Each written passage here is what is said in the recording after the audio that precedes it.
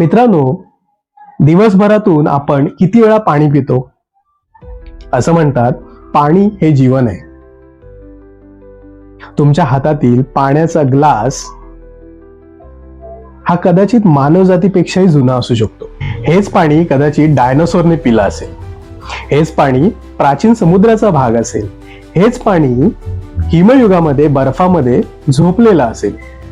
तर मित्रांनो, आज आपण समजून घेणार आहोत पृथ्वीवरचं पाणी खरंच किती जुनं आहे आणि त्याचा आपल्या आयुष्याशी काय संबंध आहे. पाणी काय नवीन नाही. आपण रोज पाणी पितो, पाण्याचा रोज वापर करतो. आपण असा विचार करतो की ते पावसातून पडतं, नळातून येतं, टाकीमध्ये साठवलं जातं. पण वास्तव हे काही वेगळंच आहे. पृथ्वी सुमारे 4.5 अब्ज वर्षांपूर्वी तयार झाली आणि वैज्ञानिकांच्या मते, शास्त्रज्ञांच्या मते पाण्याचा काही भाग हा त्या सुरुवातीच्या काळापासून अस्तित्वात आहे. म्हणजे आज आपण जे पाणी पितो त्याच्यामध्ये अब्जावधी वर्षांपासूनचे अणू अस्तित्वात आहेत. पाणी सहज नष्ट होत नाही, ते फक्त रूप बदलतं. आपण पाणी नवीन नवीन रोज तयार करत नाही, आपण तेच पाणी पुनर्वापर करत असतो. शाळेत आपण पाण्याचं चक्र शिकतो. बाष्पीभवन, नद्या, समुद्र, पाऊस हे फक्त एक चित्र नाही, ही पृथ्वीची सगळ्यात मोठी पाण्याची पुनर्वापर प्रणाली आहे. समुद्रातून पाणी उडतं, ते ढग बनतं, वाफ होतं, पाऊस बनतं, नद्या वाहतात आणि समुद्राला पुन्हा जाऊन मिळतात. म्हणजेच तुमच्या ग्लासमधील पाणी कधी ढग होतं, कधी पाऊस होतं, कधी वाफ होतं आणि कदाचित कधी एखाद्या प्राण्याच्या शरीरातही होतं. हे जे चक्र आहे हजारो लाखो कोटी वेळा झालेलं आहे. 65 दशलक्ष वर्षापूर्वी पृथ्वीवरती डायनोसॉर फिरत होते. तेही पाणी पित होते. त्या काळीही चक्र तेच होतं. तेच अणू, तेच रेणू, तेच H2O. आपले शरीर हे सुमारे 60% पाण्याने बनलेले आहे. तुमच्या रक्तात, पेशीत, मेंदूमध्ये तेच जुनं पाणी आहे.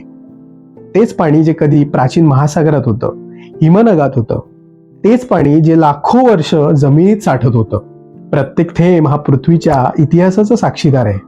म्हणजे तुम्ही फक्त पाणी पित नाही आहात, तुम्ही इतिहास तुमच्या शरीरात घेत आहात. आता थोडा मोठा विचार करूया.